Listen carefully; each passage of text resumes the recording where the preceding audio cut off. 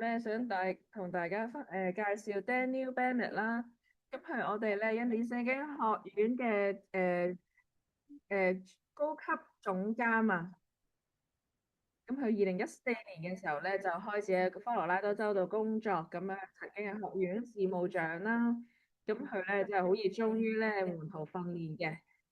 亦都係我哋其中一個老師啦，同神嘅友誼啦，同埋神嘅智慧，呢個係佢最中意教嘅課堂啊。佢係一個好好嘅老師啦，我哋真係好蒙福啊！今晚可以邀請到你嚟到我哋當中啊，我哋一定會學到好多嘢。多謝 Daniel，多謝大家。咁我都想見到大家嘅樣嘅，咁但係好開心見到你哋。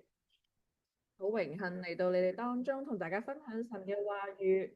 咁咧，我開咗燈，所以就唔會咁黑啦。但係你呢個頭就好光喎，就有呢一個反光。咁今日咧係喺我哋呢度時間係好早嘅，我相信你哋嘅時間都係唔一樣啦。就似 Cindy 咁講啦，我係 Daniel Bennett。咁其實 Cindy 都更新咗我嘅資料啊，因為我而家喺印尼聖經學院係資深總監啊。就見到好多唔同嘅嘢啦。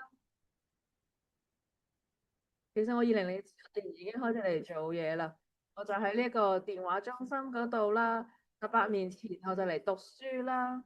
咁我咧就已經喺呢一個事工一段時間，亦都好享受當中嘅時間。咁我同咧 Mike 同 Carrie 咧喺呢一個嘅俄羅斯都有一齊去做宣教嘅，跟住又有翻美國啦。咁但係我由細到大其實喺智利度長大嘅。咁其實我都有學韓文喎。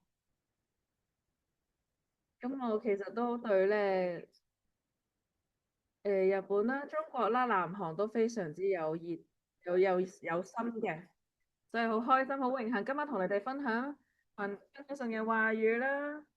咁咧，我有4個小朋友，有8歲啦、6歲啦、5歲啦，仲有一個大概1歲嘅。咁我咧就唔係咁方便去第二個國家，所以好多謝有科技啦，我可以嚟到大家當中嘅。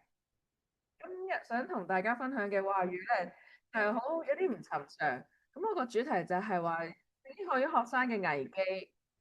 咁我覺得做聖經學院學生好好啊。我嚟咗呢個事工多一段時間啦。咁我哋都有好多唔同嘅經歷嘅。咁但係我哋都要有啲警醒啊。因為每次當你咧有一個經歷啲好有大能嘅嘢嘅時候，但係有陣時都可以係一個有傷害性嘅嘢。當我係一個學生嘅時候咧。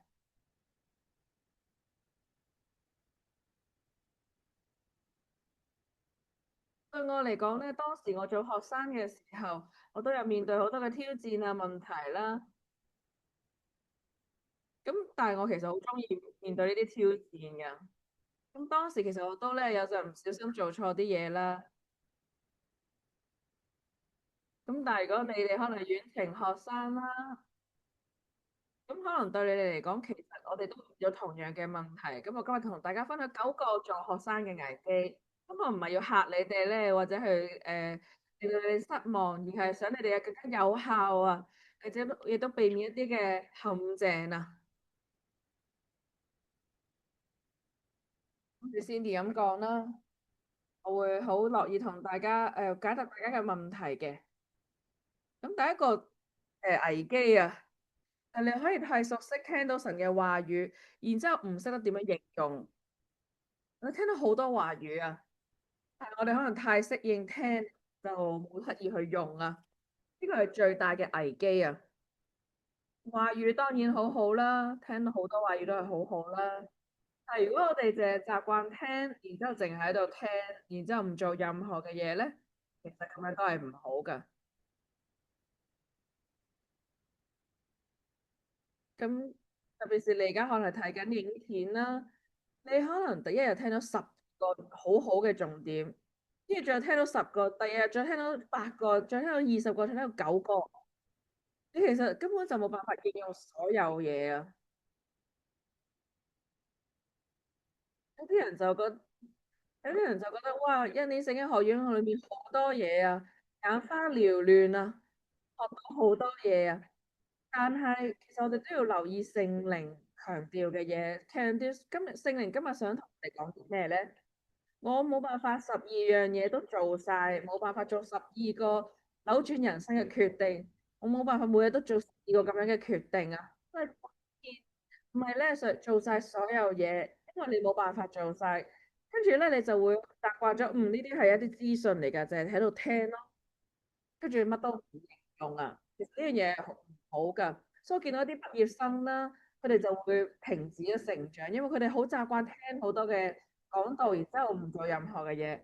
可能佢哋考試成績好好噶，佢哋咧考試成績都全部都攞晒 A，但係門頭訓練唔係淨係資訊啊，係我哋要應用出嚟啊，呢啲嘢係真實嘅嘢，真實嘅考驗就係你冇辦法活出個話語啊。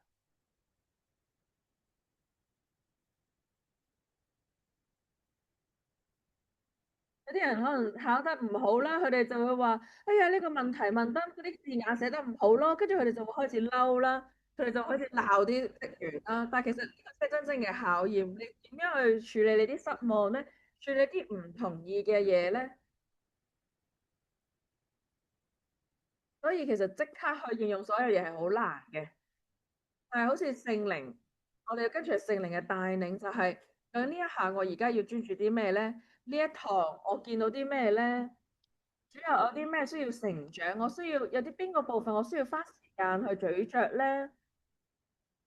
其實2個禮拜你可能淨係咀嚼一個點㗎咋，一個重點。係就唔覺得，你唔好覺得，喂，我有12個重點，我要每一日都做咗出嚟啊！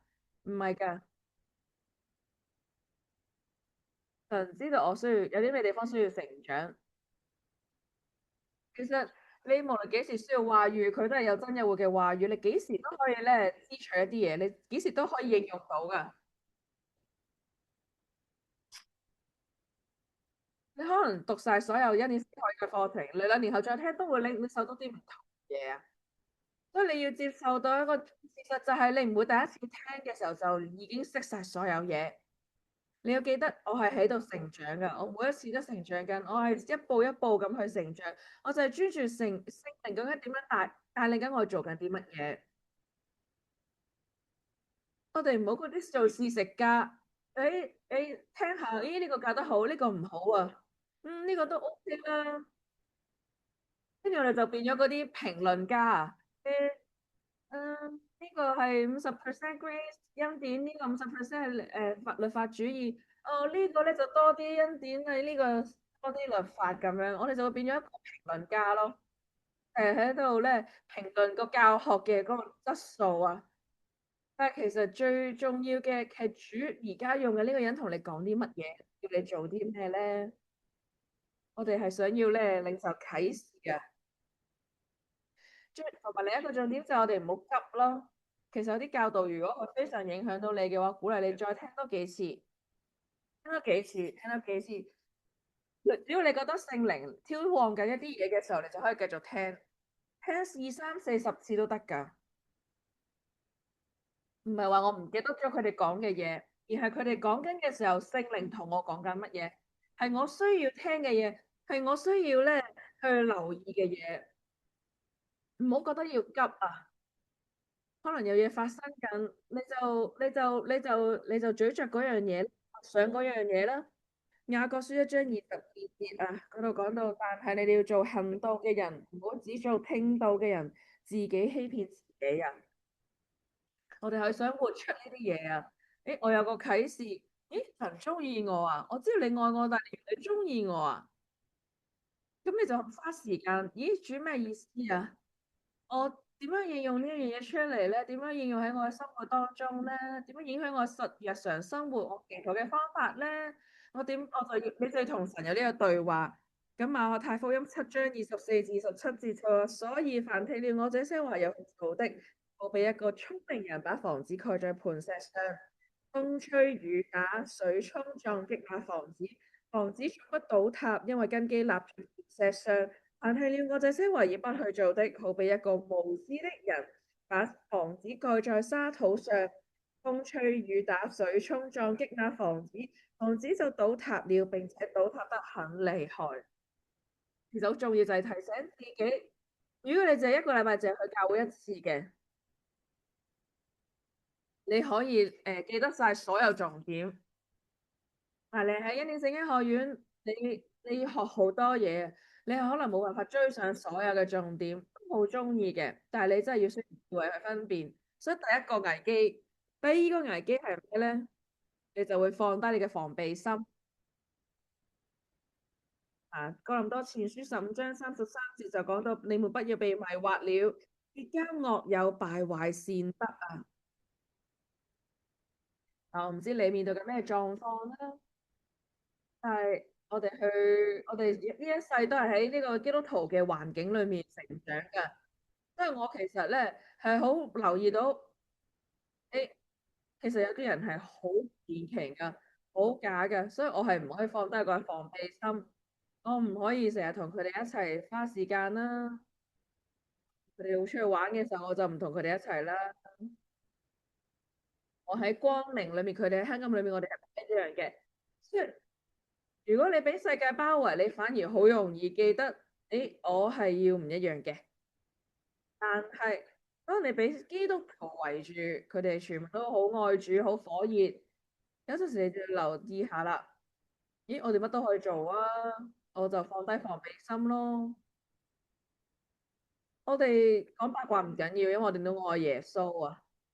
我哋做錯決定唔緊要，我哋都愛耶穌。我哋好多時候放低我哋嘅防備心啦。但係我哋其實都要為我哋決定負責任噶，所以唔好嘅朋友係會咧影響你，但係好嘅朋友就會加強你啲好嘅習慣啦。我哋唔好假設就係，咦，我係聖經學院嘅學生，我就乜都講得噶啦。呢樣教嘅嘢唔喺聖經裏面喎，我知道佢哋愛耶穌，咁不如我哋都係去研究下佢啲教義啦。佢愛耶穌嘛，你唔可以咁樣做啊！特別是我咧，我十幾年前嚟到學院嘅時候，我第一次啊，係俾一啲相信醫治、相信神嘅愛嘅人包圍啊。因為我好多朋友，就算基督徒朋友啦，佢哋都會覺得神係會俾壓力教你啲嘢㗎。如果你唔做得好，神就唔祝福你㗎啦。佢哋會信呢啲嘢㗎，所以我就放得咗我嘅防備心啦。咦，唔係啊，其實你喺聖經可以更加難啊！如果你喺成個好光嘅地方嘅時候，你會好難留意到有人開始唔發光。但係如果你喺黑暗裏面咧，你見到有人發光，你會留意到。但係如果你見到成屋都係發緊光嘅，仲有個人佢暗淡咗，你都可能留意唔到啊！有啲人覺得聖經學院可以代替佢同神嘅關係啦，佢哋覺得我成日都上咗堂啦，我已經敬拜好多次啦，咁我自己唔需要做啦，或者敬拜就係唱歌咯。我哋有陣時好容易就會跌入呢啲陷阱啊。每個人其實都喺佢見證嘅唔同階段啊，你唔可以假設所有人都已經得勝，所有人咧嘅見證都係已經過去咗，唔係㗎，可能有啲人仲有上癮嘅問題㗎。有啲人就覺得，喂，我唔係一個上癮嘅人，所以我有自由，同埋啲文化嘅嘢我哋都唔知咯。嗱，可能有人啱啱擺脱咗飲酒呢個問題啦，跟住其他有啲人就嚟到呢度，就有啲人就話愛恩典底下，你飲咪得咯，你唔使諗咁多㗎。咁嗰啲人啱啱擺脱咗飲酗酒呢個問題，佢又再重新有呢個問題啦。因為有啲人就用自由嚟去解釋所有嘢，但係佢知道佢哋經歷緊過嘅嘢啊，所以就有呢個問題啦。有啲人就係假設，你喺聖經學嘅學生，你個個都冇問題嘅。但其實有人仲喺佢旅程嘅中間啊，可能佢哋仲咧有啲面對緊唔同嘅問題。你唔想掹低佢哋，你亦都唔想絆倒佢哋啊。第二點就係唔好放低你嘅防備心，我哋要咧負責自己同神嘅旅程啊。有啲人可能初信，有啲人可能信咗好耐，有啲人可能喺唔同嘅方面比較擅長，所以咧我哋唔可以假設佢哋啊。第三個危機就係你好適應咗俾人餵嘢你食啊，你好習慣有人做晒啲嘢，俾餵到埋嘴邊俾你食啊。有好多時候你都會話你教佢釣魚，但係可以令到佢唔一世都唔餓，但係你俾魚佢食，佢可能食完就冇晒啦。我哋嘅目標就係唔係食啊，因為你喺聖經學院你唔會餓噶，但係你要教我哋，你要學識點樣捉魚，你以後就自己都有得繼續食啦。你唔係淨係喺學院裏面有啟示，你要出邊都有啟示啊。所以我咧要喺學校裏面已經學識點樣釣魚啊。其實好多時老師都會話俾你知好多嘅唔同嘅重點，佢哋會分享唔同嘅啟示。你唔係淨係諗，誒，好好啊呢個啟示，而係問自己，咦，佢哋點樣有呢個啟示㗎？你可以，你明白咗佢哋點樣有呢個啟示，咁你就會知道，咦，我可以做呢樣嘢去拎呢個啟示啦。Angel 點樣佢嚟呢個有呢個啟示？嗱，同一本聖經佢有嘅，佢點樣睇聖經有呢個啟示咧？基礎係咩咧？佢哋平時做咩咧？唔係叫你抄佢哋啊，而係學習佢哋。咦，佢哋係咁樣做去建立佢哋嘅根基。咦，佢哋係咁樣去揾答案噶噃。佢哋係咁樣去相信，咁樣去做決定嘅。你係可以學佢哋嘅，你要留意。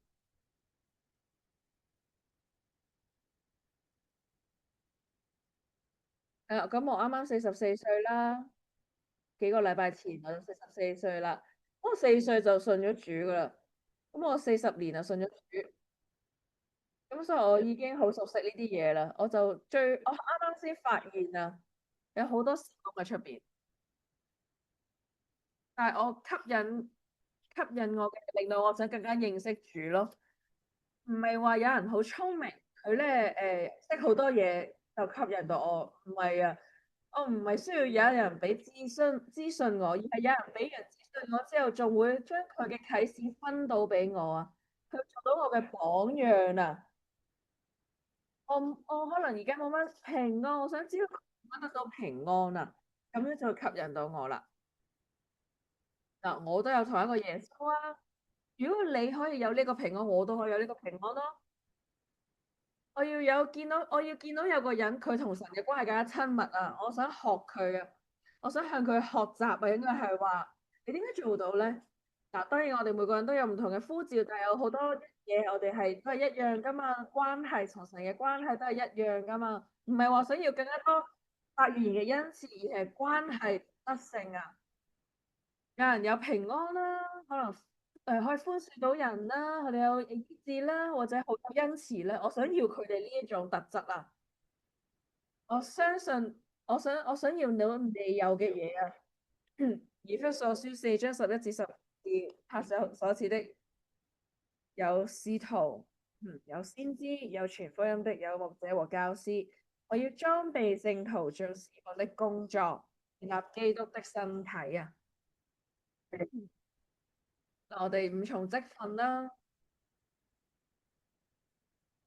唔係話叫佢哋做晒所有嘢，其實佢哋存在傳道人嘅意義呼召就係裝備所有人啊，裝備佢哋去做佢哋要做嘅嘢，而唔係咧自己享受做緊嘅嘢。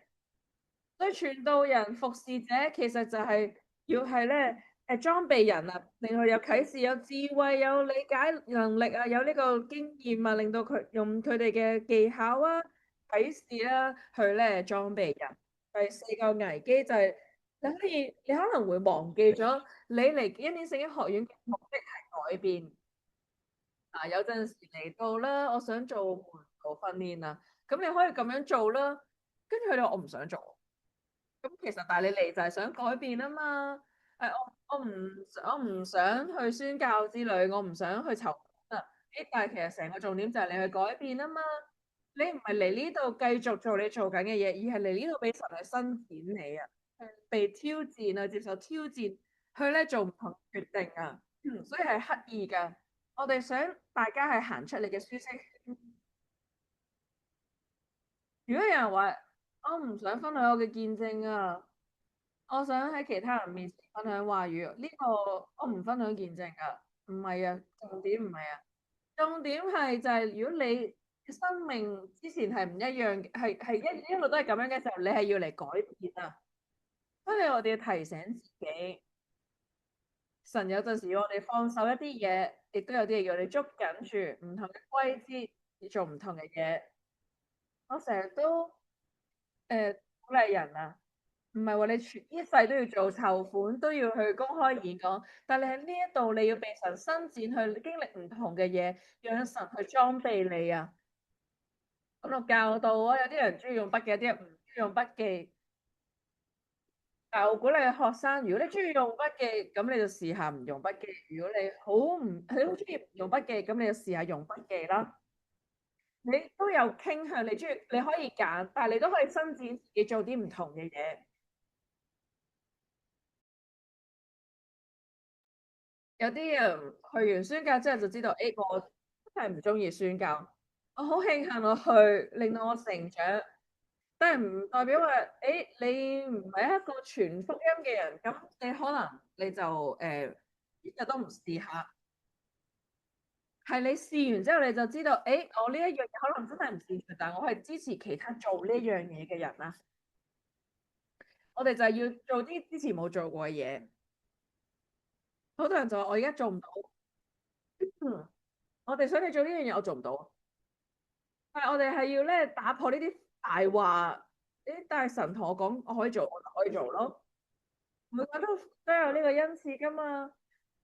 我發唔到語言啊，唔好話我發唔到語言，係我暫時未發到語言啫。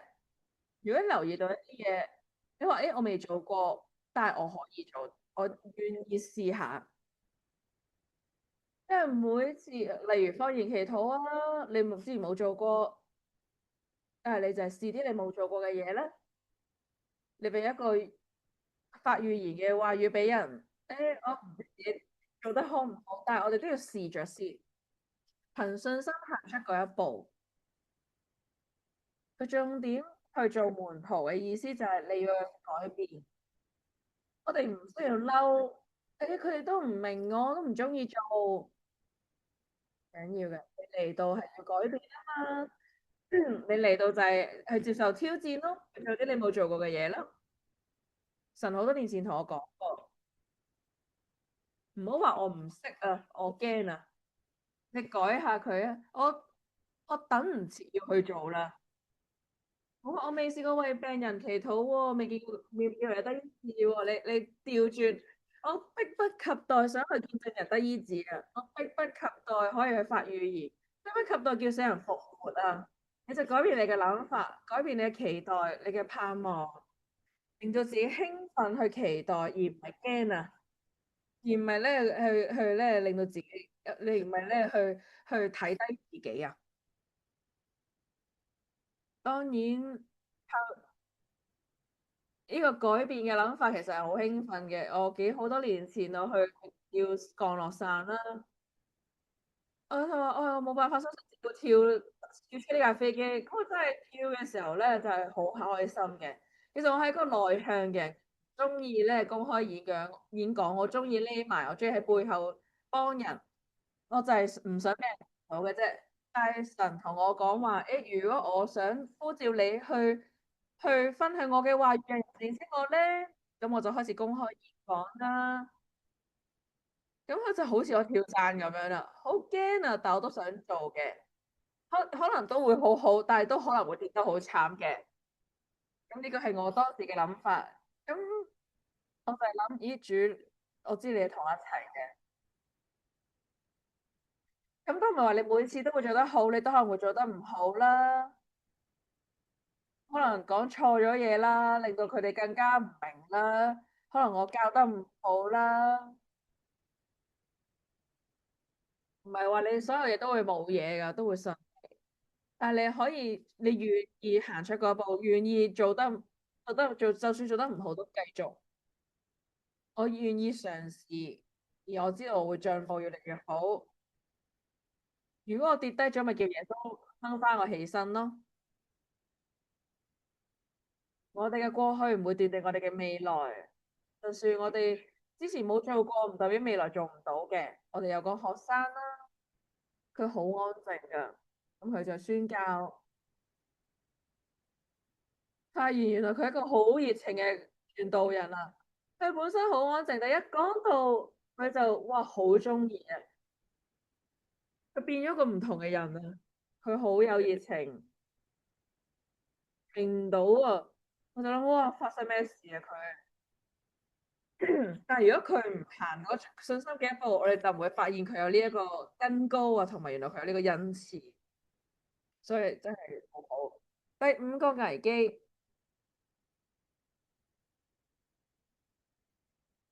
咁第四點係你要願意改變啦。但係我想第五點，我係想消旺你嘅渴望啊，你嘅夢想啊，你嘅意象啊。可能你之前冇嘅，你或者之前好耐之前見過，但係唔記得咗啦。你可能好耐之前嘅嘢，或者你做啲你冇做過嘅嘢，但係神係想你充滿住一啲你之前冇嘅嘢啊，領受一啲你之前冇領受嘅，你敞開你嘅心，你就係、我接受挑戰，我哋就係嚟改變嘅啫，我就係享受。第五個危機就係咧，你去翻學啊，變咗係一個日常重複嘅嘢，你就唔記得咗要有期待，可能會習慣咗，我出現咯，出現咯，但你冇乜期待啊。但係其實期待係好有能力嘅一件事，每一日每一堂，我哋都可以有經歷生命嘅改變，可以令你得自由，你可以認識神更多，讓你去咧祝福其他人。每次我哋打開聖經，每次我哋花時間，我哋咧沉浸喺呢個敬拜同禱告裏面啊，我哋可能都會唔記得咗帶住一期待嘅心，你唔記得咗一個重點。其實我哋係有，我哋係有，我哋係可以見證到生命改變㗎。如果你係一個單身嘅人啦，或者你記翻自己單身嘅時候咧，有個天使嚟到同你講，今日啊，你就會遇到你嘅一生所愛啊！你會點樣過你今日咧？你會咧着到靚啦，你會做好準備啦，乜嘢都會唔一樣啊！你會心情勁好啊！你會唔想錯過呢個人啊！你嘅期待會拉到最高啊！係佢咩？係咪佢咧？希望唔係佢啦，希望唔係佢啦。你會用一個唔同嘅心態面對啊！當你期待嘅時候，你會用唔同嘅方法去聽啦，你留意啦。當你聽到話語，每次聽到話語，你都提醒自己，我想提醒我嘅心，我要期待啲嘢發生啊！今日神就要俾一啲改變我生命嘅嘢我啊！今日咧，神俾我嘅嘢就讓我祝福其他人啊！今日啊，就係、就係嗰日鎖定嘅日子啊！今日就係我唔知我需要，但我需要嘅嘢啊！今日就係解答問題嘅日子啊！可能有啲分心嘅嘢，但係唔緊要嘅。有陣時係你唔知自己需要嘅，神都會俾你噶，所以你要有期待嘅心。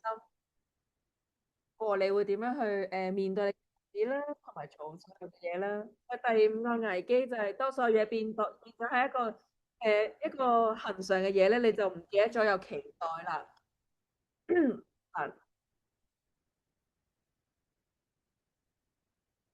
嗱，有陣時我哋會搞啊，呢個老師我好中意噶，我中意呢個老師，我中意個老師。咁你可能見到呢個老師就唔一定好正啦，其他人就OK 啦，我都唔係特別中意佢哋。咁好啦，我聽下啦，都要聽噶啦。大神對我最嘅一個改變就係透過我最唔中意嘅老師。有陣可能我淨係聽到一句嘢就啱喎，唔係咁啊，咁我就去挑戰佢哋，我就可以面對面問佢哋啊，或者我可以自己研讀聖經，我知佢哋錯，我揾證據。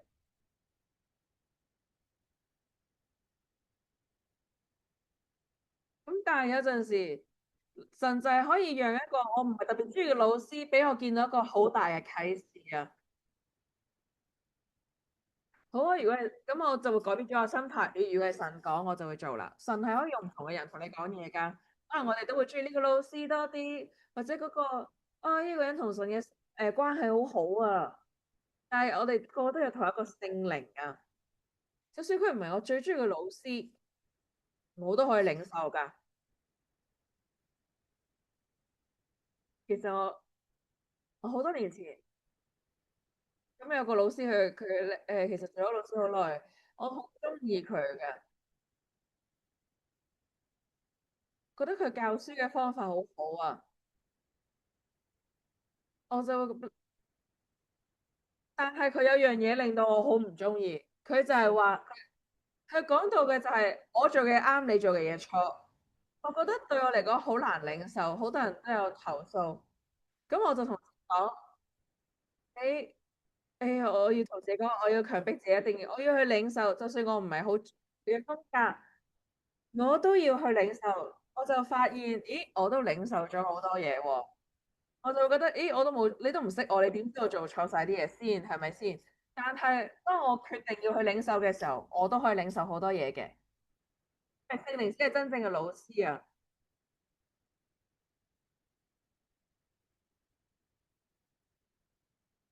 就算可能個老師講嘅嘢講得唔係好啱都好，聖靈都可以攞嚟教導我。有人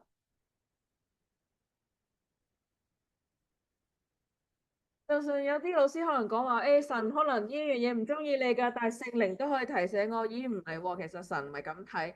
所以其實就算係一啲教導得唔好嘅老師，我都可以領受到啊，因為我有聖靈。第六個危機就係你作為一個學生，你好容易咧沉迷喺嗰啲咧好勁嘅時刻啊！你會可能經歷一個好大嘅突破、好大嘅神蹟、好大嘅啟示，但係有陣時我哋就會好想追求呢啲嘢，好追求呢啲哇嗰個時刻，但係唔記得咗小事啊！我哋唔想忽略啲少少嘅每一個唔一樣啊！我哋個個都好中意蜜月期啦，咁但係蜜月期過咗之後，你可能結咗婚幾年啦，完全唔興奮啦，唔激啦，咁你就如果你淨係想翻去蜜月期，你就忽略咗，誒，其實唔係喎，關係可以加深咗喎，可能有個力咁翻去做老師，學生呢一樣嘢，誒，你可能一開始學咗新嘢，你好開心，好興奮，好刺激，但係，當你過咗一段時間，你可能嗰啲嘢唔再刺激嘅時候，如果你仲係追求呢樣嘢，你就會錯過咗一啲好重要嘅重點啊。例如我好認識我嘅太太啊，其實我哋可能唔好一開始嗰種咁興奮嘅感覺，但係我覺得認識佢多咗好多啊。可能我哋敬拜，我哋一開始敬拜係會喊噶，都好感動。但係你而家唔喊，唔代表咧你就唔享受敬拜，你都可以安靜咁樣去享受敬拜。你唔好去追求喊啊！例如當好似你去畫金咁樣啦，你不斷畫，你就揾到金啦。問題就係邊一下揼落去個地袋最重要嘅咧？有啲人就話：，我揼到嗰嚿金嗰一下係最重要。之前嗰啲淨係等個爛泥，但係其實唔係啊，之前嗰啲步伐都好重要啊。就算你可能一開始睇聖經未有嘢發生都好唔緊要，可能去到有一下就突然間有好多好大件事發生咗，但係其實你邊度睇之前睇聖經嘅時候都有好多小小嘅嘢發生咗，只係你冇留意到啫。可能好似你做父母咁啊，你唔係淨係佢有大事你先去參與噶嘛，你佢所有小事你都會同佢一齊去經歷，同佢一齊去享受呢個旅程。如果我哋真係好愛另一個人，我哋就會珍惜所有同佢一齊嘅時間啊。神都係一樣，我哋唔係淨係同神講，你俾我睇下你有幾勁啊，但係唔係我哋都要去咧。我哋都要去珍惜同佢嗰啲少少嘅時刻，同佢傾偈啊，聽下敬拜歌啦，聽唔同嘅教導啦。我都會有陣時會好揀擇㗎。我之前我都話，我聽過啦，我聽過啦，我聽過啦。咁但係其實唔係關乎你有冇聽過呢件事啊嘛。你去你去餐廳，你唔會話你俾啲我冇食過嘅嘢我啦。唔係啊，你係會話，我食咗50次我都好中意，所以我要繼續食啊，因為我最中意㗎。你唔會話我食過牛扒啦，食過蛋糕啦，我唔食啦。唔會話你知道個味係乜，你唔要啦。其實啟示都一樣啊。可能神嘅愛，我已經聽咗好多次，我由細聽嘅。但係而家係我會覺得，我最中意就係聽神嘅愛，我好享受再聽呢一樣嘢。每一次聽到有滋養啊，係我收到同以前唔同嘅啟示啊。所以翻返去期待嗰樣嘢，但係我哋都唔好咧沉迷嗰啲好大嘅時刻，淨係想聽新嘢，我追求自己講，唔係嘅，我哋都要留意少少嘅唔同嘅進步同埋改變。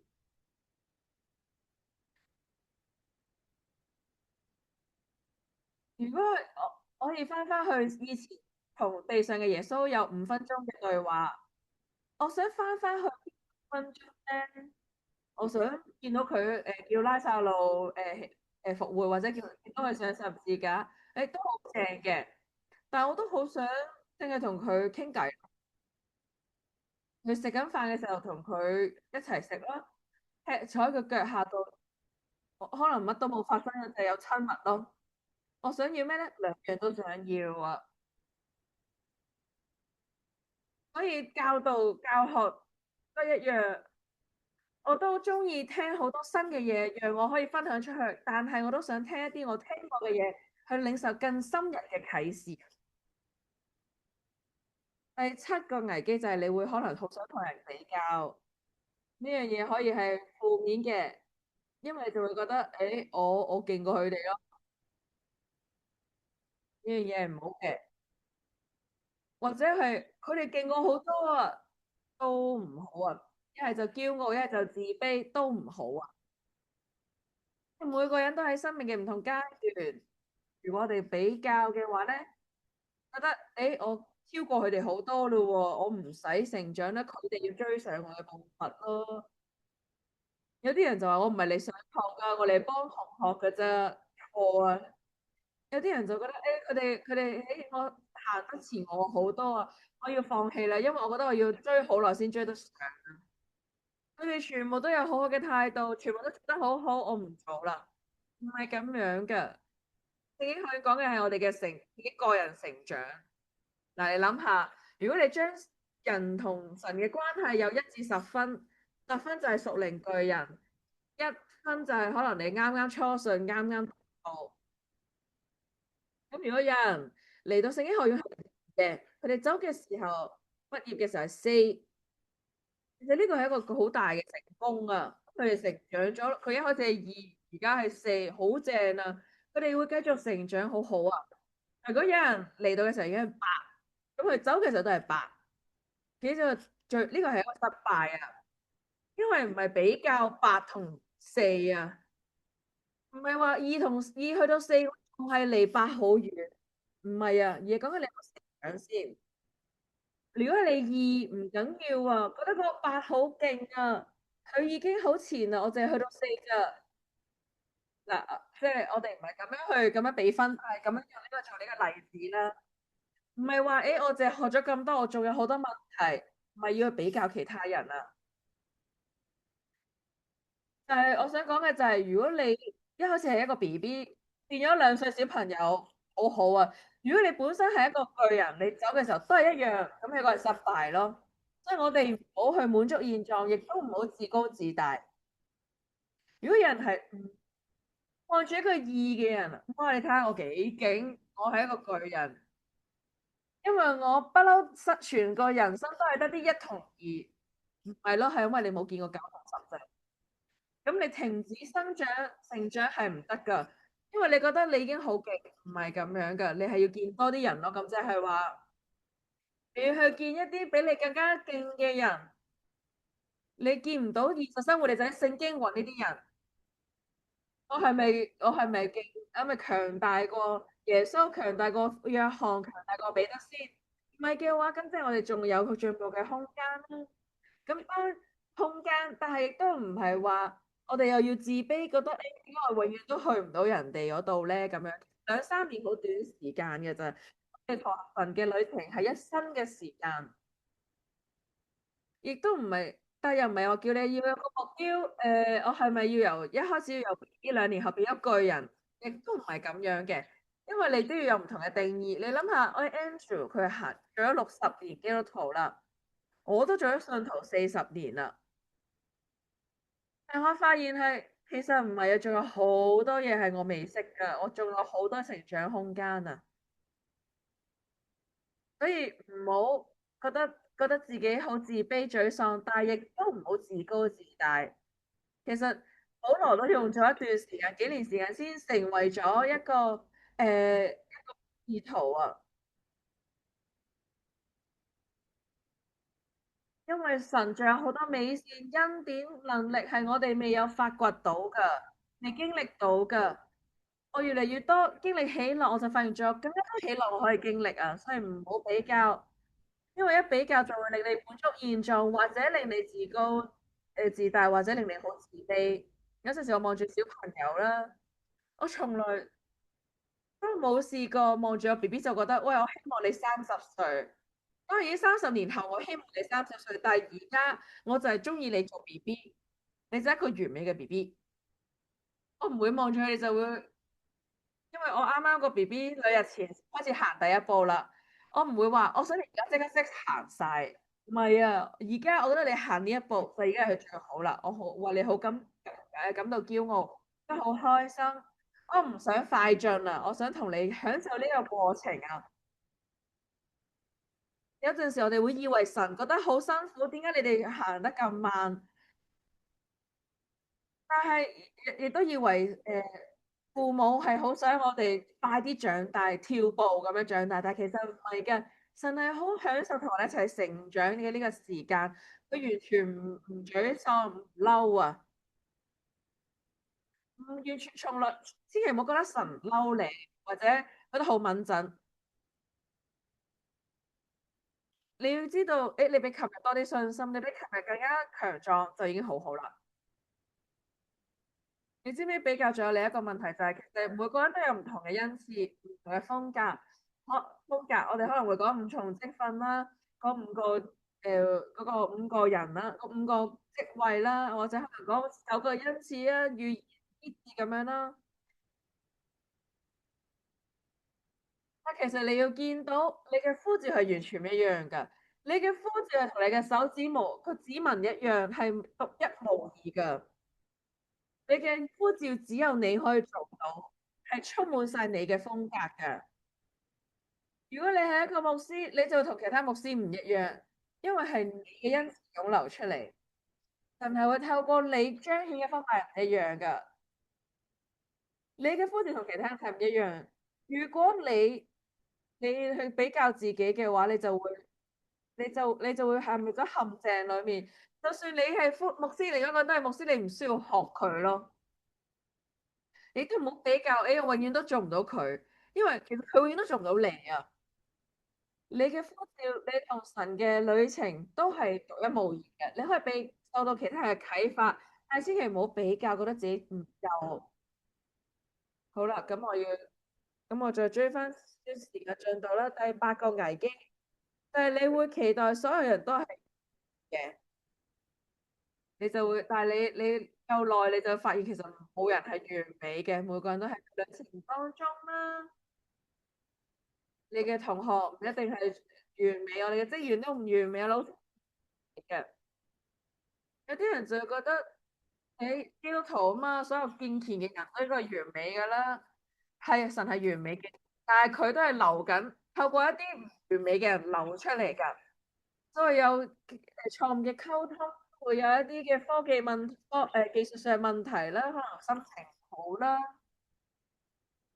所以可能我哋會更加敏感啊，因為我哋對其他人嘅期待更加大，對基督徒期待更加大，但係唔係咁樣嘅，冇人係完美㗎，我哋個個都係做得好嘅路上咯。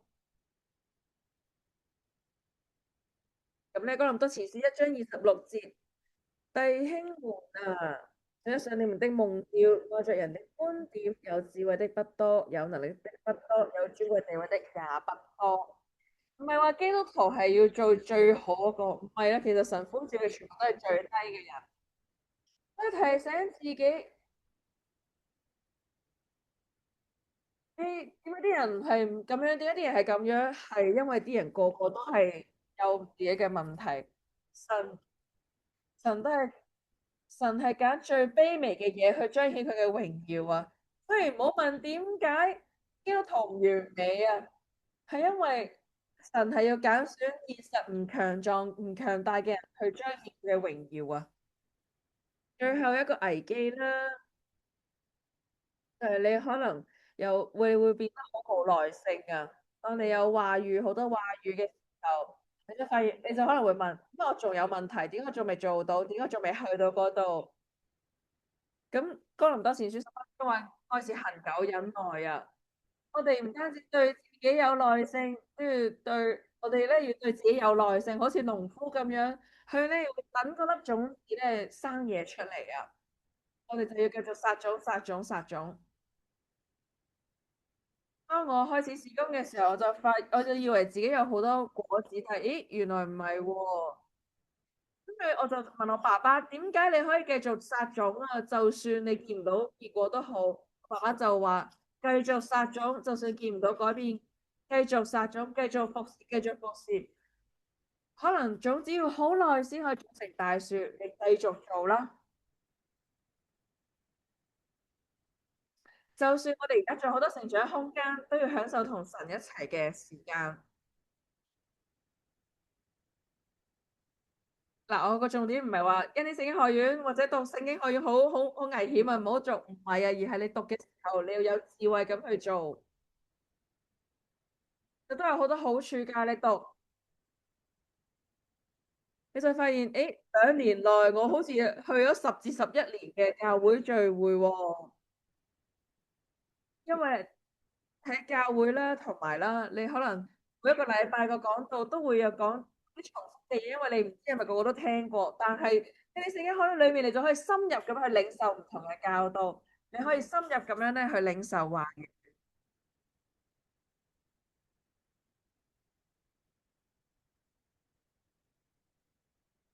咁同埋你喺學院裏面，你會咧身邊全部都係啲同你同一個方向嘅人啦，鐵和鐵啦。你可能又見到好多唔同，你做牧師啊，你想做宣教士啊，你就會受到其他人嘅啟發咯。對我嚟講最大嘅鼓勵，就我本身係一個好中意一個人嘅人嚟噶。我覺得自己一個人搞掂就得噶啦，我都幾開心。但係去到學院嘅時候，開始有真正嘅基督徒朋友，有真正嘅團契，我就發現，咦，我嘅成長係更加快啊！係我一個人嘅時候經歷唔到噶，因為神俾我嘅嘢，我都可以同其他人一齊分享，去祝福其他人。我唔係淨係自己成長，大家都一齊成長啊！佢哋神俾佢哋見到嘅，佢哋都會分享俾我聽，所以真係好正啊！所以我就唔想再做一個人啦，因為基督徒一齊係可以彼此分享、彼此造就，唔係2倍好啊，係5倍好、10倍好啊！所以你同同學同老師一齊係好好噶，同埋仲有好多機會讓你學以致用啦，你一齊服侍啦，同同學一齊啦，去宣教之旅啦。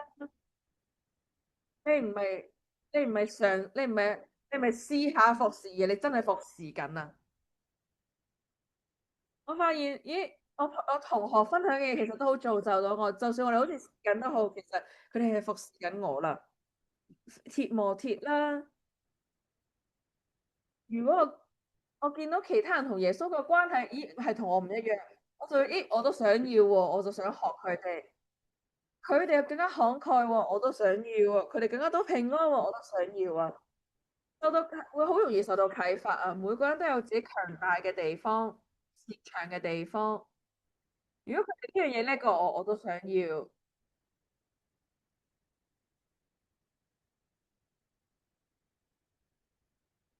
因為當我去向人學習嘅時候，對我嚟講係更加幫到我啊！我見到有其他人實踐咗啲嘢嘅時候，誒，原來可以咁樣做過，我又會學到啲嘢啦。希伯來書11章6節後嘅部分嘅就係講到神咧係嗰啲想信神嘅人就會咧得到神嘅賞賜啊。因為讀一個聖學院唔係一個犧牲啊，而係係我，因為我哋就算付出咗一個代價，但係我哋得到嘅係更加大啊。而我做嘅所謂嘅犧牲，其實就係要去咧努力去尋求神啊。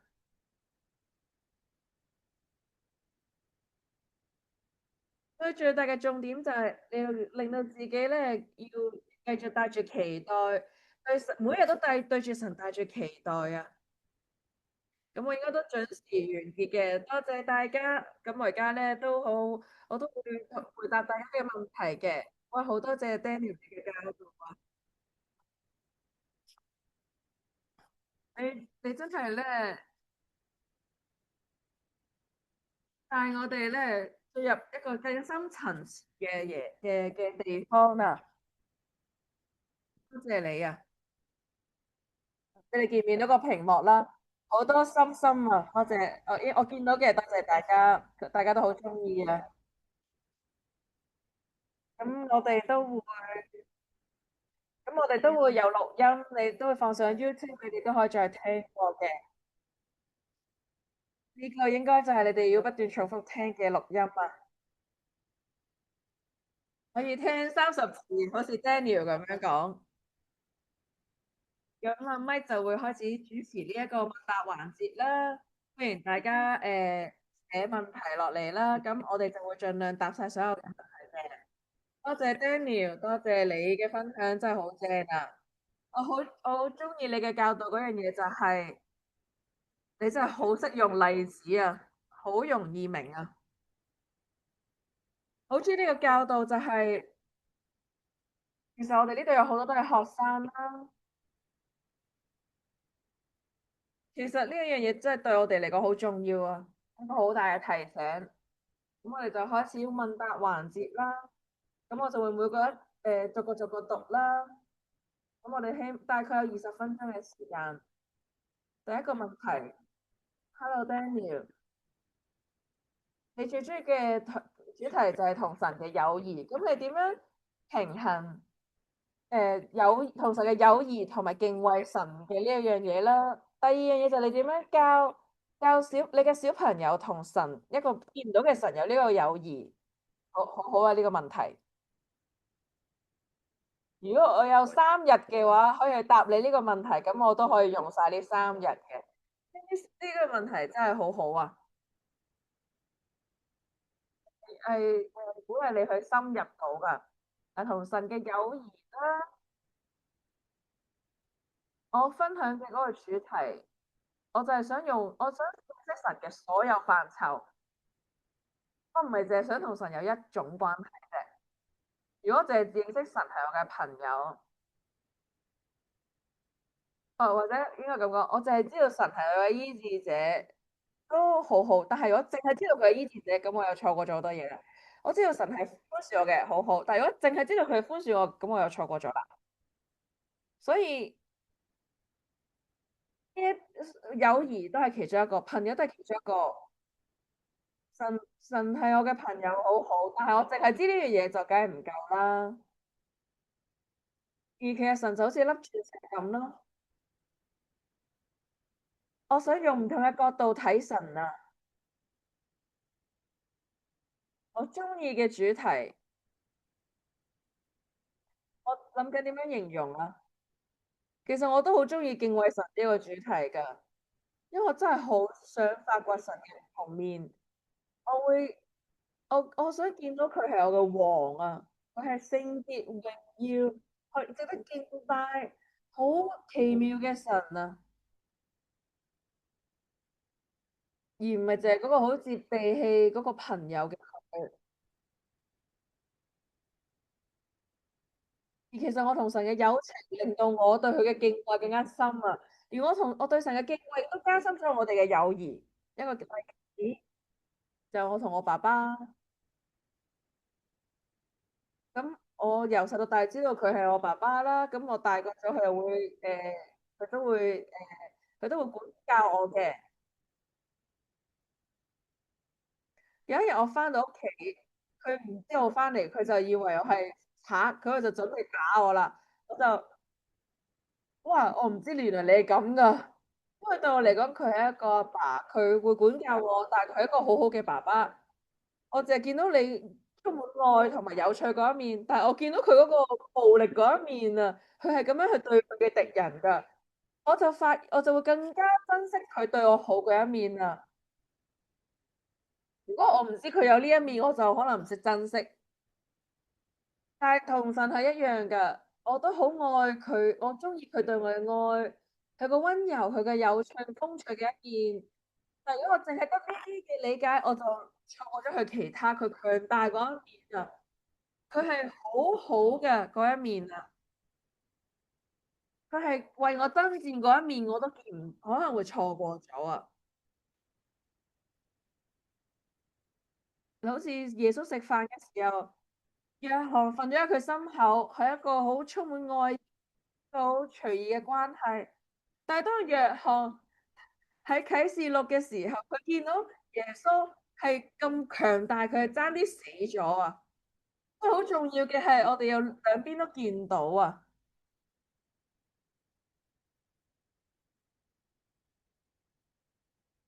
我可以同神開玩笑，同佢有一個比較輕鬆嘅關係，但係佢都可以係我敬畏嘅對象，同佢係我醫治者，亦都係我教導者。佢可以係乜嘢，任何嘢，所以要有平衡啊！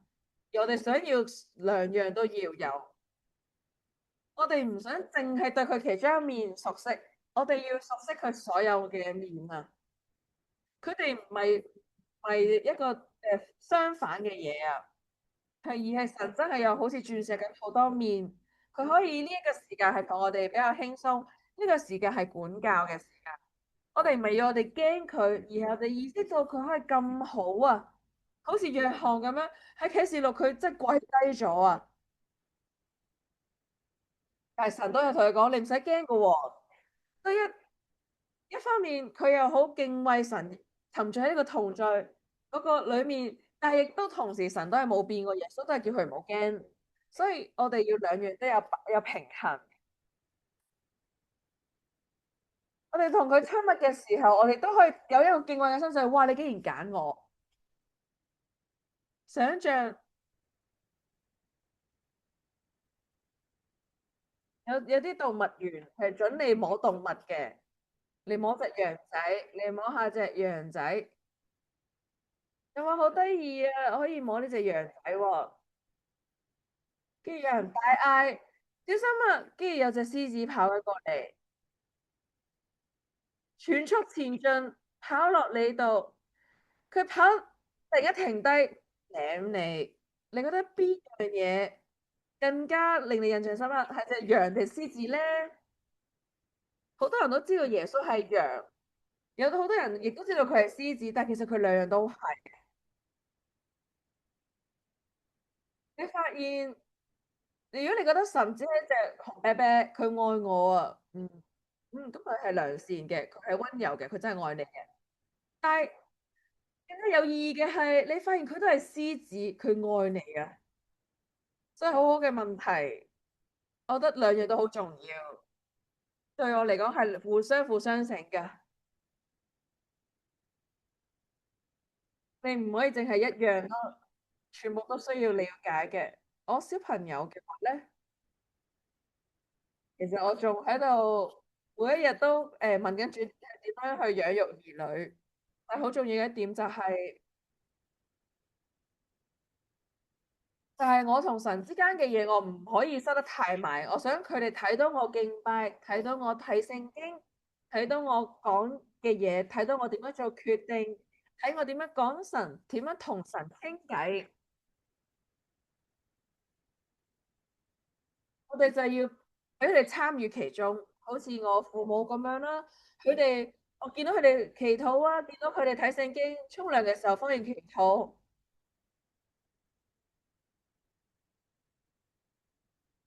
我唔中意佢好早起身，但係我知道我要。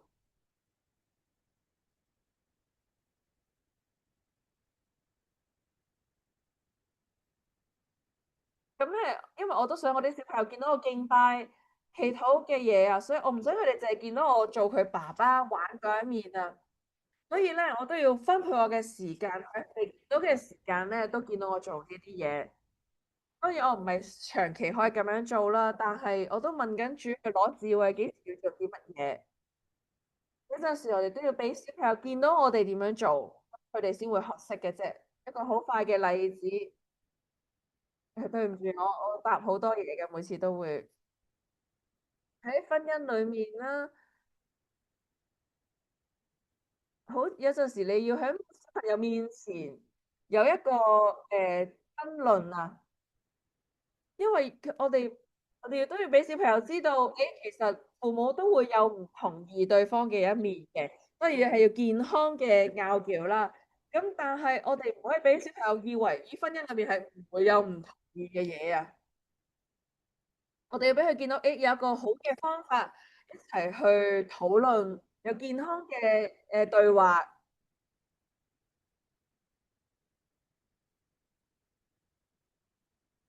你可以俾佢哋見到，咦，我哋唔同意，誒，但係我哋點樣討論？我哋俾佢哋見到我哋點樣做呢一樣嘢。誒，我哋可以俾佢哋見到，爸爸點樣愛媽媽，就好似基督愛教會咁樣。因為如果我收收埋埋，淨係得自己嘅話咧，咁啲小朋友見唔到啦。或者，所以其實就算我失望嘅時候，我都可以同佢哋講，我都可以同佢哋分享，等佢哋知道我係點樣面對呢一樣嘢嘅。其實我寫好多日記啦，出去散步啦，我覺得係個好好嘅問題。其實你不斷問主嘅話，佢一定會俾你見到點樣做啊。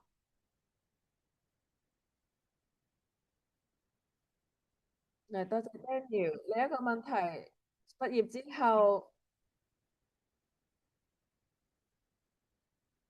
如果我哋想又做生意嘅話，應該點樣？有啲咩係最重要嘅諗法啊？第一樣就係你唔好停止成長，你唔好喺一年整個學院成長好多，跟住就停咗啦。你覺得咁樣就算啦？呢個係好重要。另一樣嘢，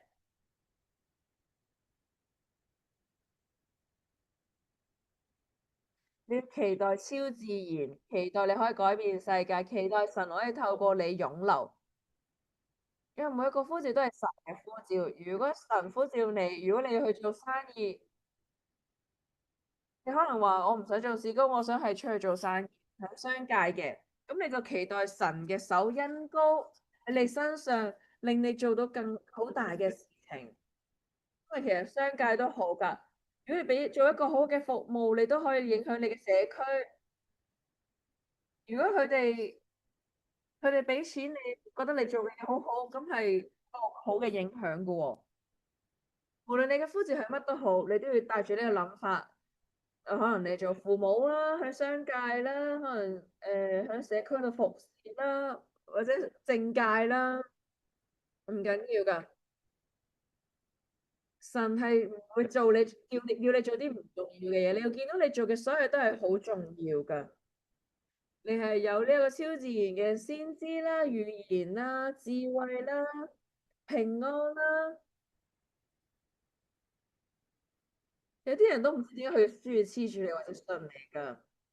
就算喺軍隊裏面都好啊，有啲人都會見到，誒，你有啲嘢我好中意你，佢哋可能唔明噶。所以無論你嘅呼召係啲咩都好，我覺得有啲係屬靈嘅呼召，有啲就唔係。你可以乜嘢都屬神噶，好似摩西咁咯。你要同主講就係，誒，除非你同我行，如果唔係我唔做啦。如果係神俾你嘅呼召，佢一定會同你一齊去做噶。所以你要期待同神同行，去然之後經歷佢個超自然嘅恩典啊，去讓你去改變世界，去影響人嘅生命啊。我覺得就係嗰個興奮嘅感覺，嗰個期待啊，同埋繼續成長咯。你望聖經，其實有啲人佢本身都唔係一個傳道人噶，大衛本身係個王，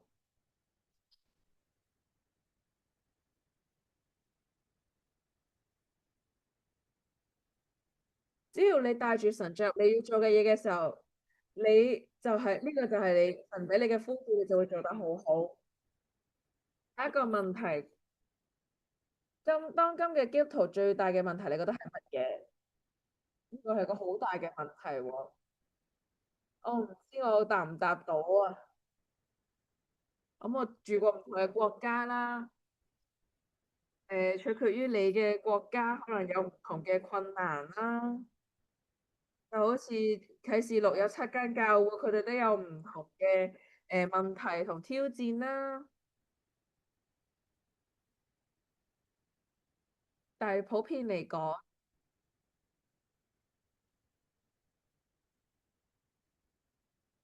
可能好明顯，但係我都想講呢樣嘢。其實基督教唔係資訊，唔係一個理論，係一套系統，係有真有活嘅嘢，你係可以享受㗎。我哋要知道神係有真有活，我哋唔係淨係認識佢咁簡單，係同佢有關係啊。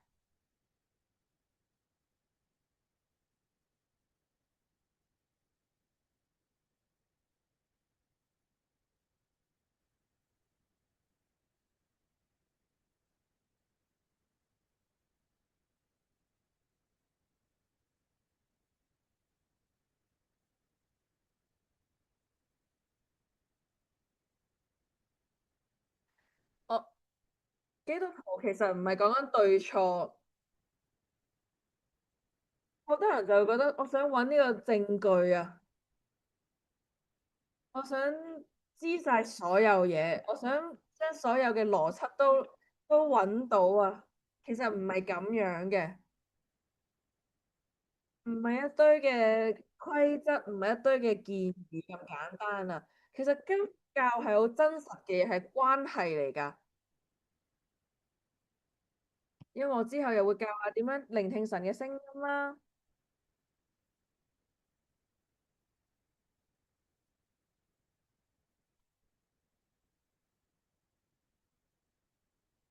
有啲人就話：你就算唔覺得神同你講嘅嘢，你都要相信神同你講嘅嘢。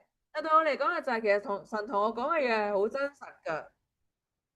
神嘅同在冇離開過我，對我嚟講，我從來冇試過孤單啊。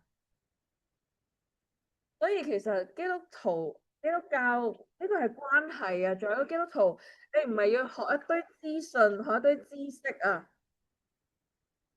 而係真真實實嘅關係，享受同神嘅關係，佢嘅陪伴，佢嘅同在，係一個心連心嘅關係。有好多基督徒係唔明白呢一樣嘢，所以佢哋唔追求呢個關係，因為你都唔知有得咁樣。所以好重要嘅就係我哋俾人見到，誒，同神嘅關係係真實㗎，唔係資料，唔係知識，係真實嘅關係。佢哋見到嘅時候就會想要㗎啦，有啲人會想要啦。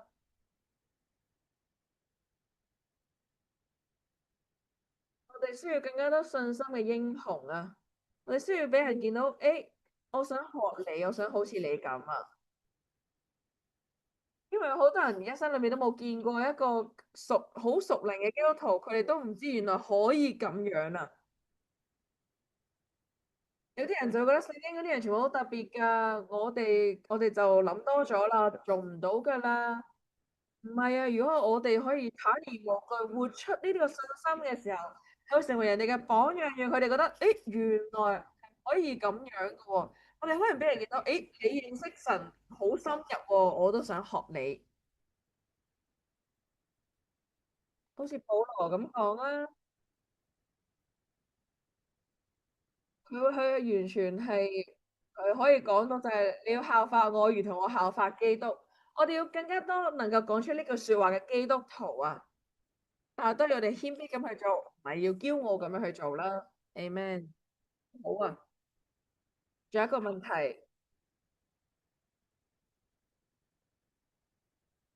你點樣喺一個工作嘅地方裏面平衡恩典啦，同埋表現？因為喺工作嘅地方，你都需要有表現噶嘛。例如你如果你要炒一個人咁啊，因為佢哋做得唔好，或者佢哋性格唔好啊，但係你亦都見到你嘅工作係一個事工喎，咁點樣平衡呢兩樣嘢咧？咁我都試過有100個人喺我底下工作喺事工裏面，咁我哋都愛人，想佢哋成長，但我都要面對呢啲嘅決定。但有幾樣嘢嘅。第一樣嘢，我唔係聖靈，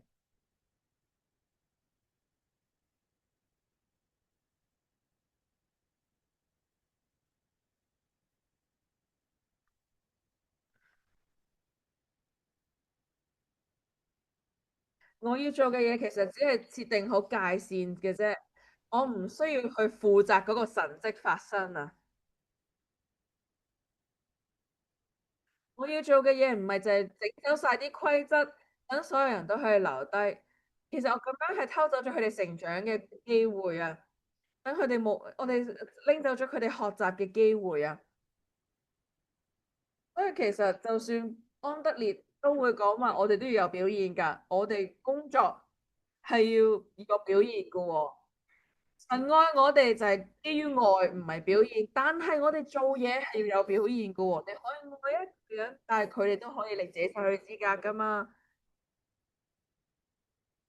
當然我哋有恩典嘅就係我哋要俾機會佢哋去幫佢哋成功，但係同時我都要有一個環境等你去成功。但係如果你都成功唔到，咁呢個你都要負責，你都要為呢樣嘢負責。無論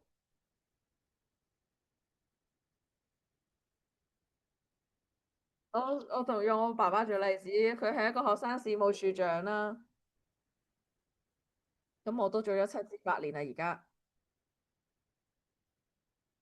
有啲人就會翻嚟同我講好，我多謝你開除咗我，因為我令到我發現到原來我只有一個好大嘅缺陷，我之前係唔知噶。無論啲人有冇留意到都好，其實界線係好重要噶。作為父母都係啦，你知道佢哋需要嘅嘢更加多過佢哋知道自己嘅需要。而佢哋唔知自己唔知乜嘢，而你知道啊，所以你要愛佢哋，你要錫佢哋，但係你都要有標準，你都要有界線，你都要俾後果佢哋，等佢哋學習到，等佢哋咧成長。我哋要俾佢哋見到係有後果嘅有啲嘢，我哋都要佢哋喺一個安全嘅環境裏面學習。所以喺工作環境裏面，其實界線係好重要噶。有啲人係會令到自己失去資格噶。咁你嘅時間係有限嘅，你都唔可以個個人都一視同仁咁樣去分一樣嘅時間俾佢哋。耶穌都有12門徒啦，即係有3個最親近嘅門徒，雖然唔係個個人都可以嚟到你面前，亦都有啲人係會令到自己失去資格去到你面前嘅。所以我哋要有界線。一個好快嘅例子，可能係婚姻嘅例子，但係都可以用喺其他地方嘅。如果你允許一個人犯罪，咁你繼續讓佢犯罪係咪愛呢？我寬恕，我有耐性啊嘛。但係真正嘅愛，其實係我唔會俾你繼續犯罪落去咯，有界線噶。我唔要你，我唔係讓你繼續犯罪，而係有個界線，讓你去明白呢樣嘢係唔啱噶。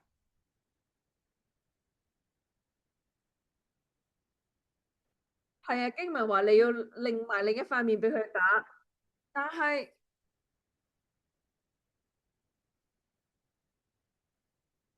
但係經文亦都冇講話你100年後你繼續俾佢做呢一樣嘢啊，你唔係要繼續讓人犯罪，所以你要有界線啊。工作嘅地方係更加啦，你愛佢哋，你你梗係你會想佢哋成長，我都要同埋我都要愛埋其他人。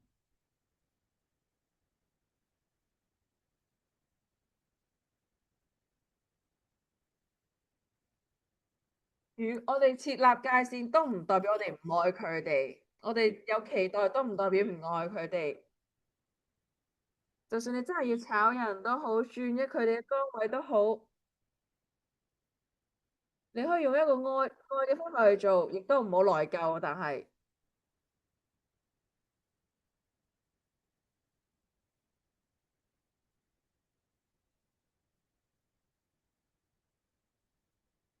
係佢頭先有一下誒，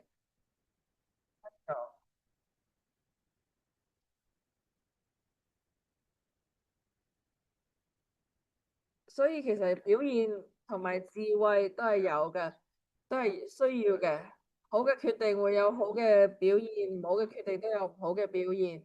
我哋唔係要懶耗，我哋想人成功，就算你要炒佢都好，我哋都想佢哋成功㗎。我哋保護事工都會愛緊佢哋，俾佢哋繼續喺度都唔代表係愛佢哋㗎。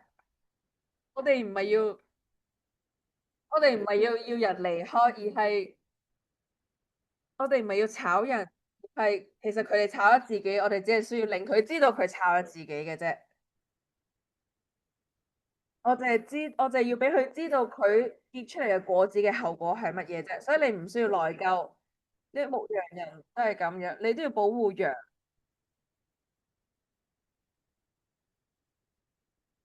所以作為一個僱主，你都要保護你其他好嘅羊。咁我哋都有一個啲好嘅方法去做噶嘛。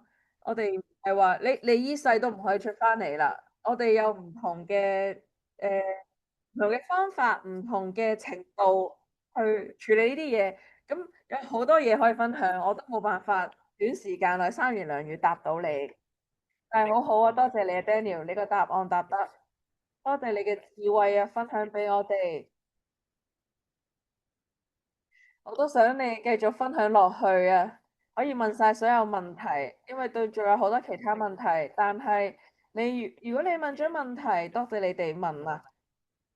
咁咁我嘅答案就係，如果你冇揀中你嘅答案嘅問題嘅話，你就報名讀我哋恩典聖經學院啦。因為其實好多問題咧，我哋都可以喺課程裏面解答到嘅。但係我哋最重要嘅重點就係同神親密嘅關係。其實我都有好多問題啊，曾經。對每一個問題答咗之後，我同神嘅關係都親密咗，所以咧，多謝 Daniel 你嘅解答。咁我哋有幾個宣佈啦，咁最後咧，Daniel 我就想你可以為我哋祈禱。咁 Sarah，我哋就睇下個 PPT 啦。而家第一樣嘢想分享嘅咧，就係就算做一年聖經學院嘅學生有危機都好。即係好似頭先咁分享，但都想邀請你去咧加入我哋嘅學校，因為任何人都可以讀嘅，只要你想同神嘅關係加深到啊，你就可以讀呢個課程啦。如果你想認識神真實嘅本性，你想知道自己嘅身份，我哋唔係一個普通人，我係一個超自然嘅人啊！我有神嘅大能喺我哋裏面啊！我哋一個好正嘅生命啊！所以如果你好渴望呢一樣嘢嘅話，你想知道自己喺基督裏面嘅所有嘢嘅話咧，跟住聖經學院就係屬於你嘅地方啦。你可以聯絡我哋，我哋有好多好好嘅同工咧，好願意解答你嘅問題噶。咁睇一版啦。如果你而家已經知道咗你係想報名嘅話咧，咁你都可以掃個二維碼即刻報名嘅。呢個係遠程學習嘅課程啦，有42個課程啊，超過300個鐘嘅課程啊，係俾你咧去咧殺種到自己嘅生命啊，將話語殺去你自己嘅生命啊！如果你喺呢一個咁大量嘅話語底下咧，你係一定會有改變噶。你會經歷醫治啦，你會經歷興盛啦，有好多課程亦都會解答唔同嘅書啦、章節啦，係有好多唔同嘅主題啊，所以你一定會有咧蒙福嘅。所以你而家即刻掃二維碼就可以報名啦。如果你唔確定，你都可以咧去聯絡我哋，用 Line、WhatsApp 聯絡我哋，我哋就可以分享更加多資訊俾你嘅。咁亦都想俾大家知道啦，Holly 同埋 Ashley 咧，佢哋咧曾佢哋咧都係喺恩典聖經學院做咗好耐啦，佢哋有個自己嘅事工啦，嚟香港啦，佢哋要。咁咧，你哋可以咧嚟到我哋三個唔同嘅活動，可以邀請你嘅朋友啊、家人啊。第一個就係2月27號嘅醫治特會啦，係我哋香港恩典復興教會嗰度舉行嘅。咁28號星期六就有個財務特會啊，就去教點興盛嘅嘢喺呢802基督教敬拜會。咁3月1號星期日咧，佢哋就會喺咧希信教會嗰度咧講道啊。如果你哋喺香港，你哋可以參加呢三個活動啊，你哋一定會蒙福嘅。最後啦，就想多謝我哋嘅合作伙伴啊，因為係合作伙伴咧，讓我哋可以舉行呢一啲嘅活動，讓到 Daniel 可以嚟同我哋分享神嘅話語啊。咁啊，讓我哋咧可以喺亞洲有唔同嘅地方開立辦事處啊，亦都有好多嘅見證咧，去咧分享到啊，亦都係因為你哋係合作伙伴啊，所以如果你想同我哋合作，你都可以掃呢個二維碼咧去同我哋合作嘅。我哋其實成日都有好多嘅見證啊，生命都得改變啊，係就係因為佢哋讓呢個話語進入佢哋嘅心裏面啊，就同神有個全新嘅關係啦。所以多謝大家。咁 Daniel，我將時間交翻俾你，如果你可以咧為我哋祈禱嘅話就好，太好啦，多謝你。係好榮幸可以同大家分享話語，呢個都係神放喺我心裏面嘅嘢啊！所以多謝我哋嘅翻譯員啦，同埋我希望我冇講得太快，咁我就會同大家祈禱。多謝你嘅美善，我哋係可以同全世界嘅人有團契，係因為你啊！多謝主，我哋有一班孩子咧，想學慕更加認識你。每一個聽緊呢個直播嘅人咧，你可能好想知道點樣去更加認識神，點樣認識到神嘅呼召。主啊，你係會要回應我哋嘅。多謝你俾咗更加多嘅俾咗咁多志同道合嘅人放喺我哋身邊啊，讓我哋活出嚟嘅得勝人生。為我哋多謝咧，天使天軍包圍住我哋咧，為我哋實現超自然嘅事情啊！嚟保護我哋，保護我哋嘅健康。我哋咧，你會充滿我哋嘅生命同身體，讓我哋影響其他人。多謝你嘅美善同祝福，為我哋嘅眼睛打開，認識你更多。每日都見到咧真實嘅嘢、屬靈嘅嘢。多謝你為俾我哋好好嘅計劃，你喺我哋前面俾咗好多驚喜，準備咗驚喜俾我哋。多謝你，奉主名求 Amen。多謝 Daniel。我多謝你花時間，特別是你咁早啊，多謝你。咁希望你有幸福嘅一日。今晚每一個參加嘅人都多謝你，你知道一定嘅被呢個話語祝福啊！希望有更加多嘅機會，有更加多嘅分享。大家晚安，我哋再見，多謝你哋，多謝 Daniel。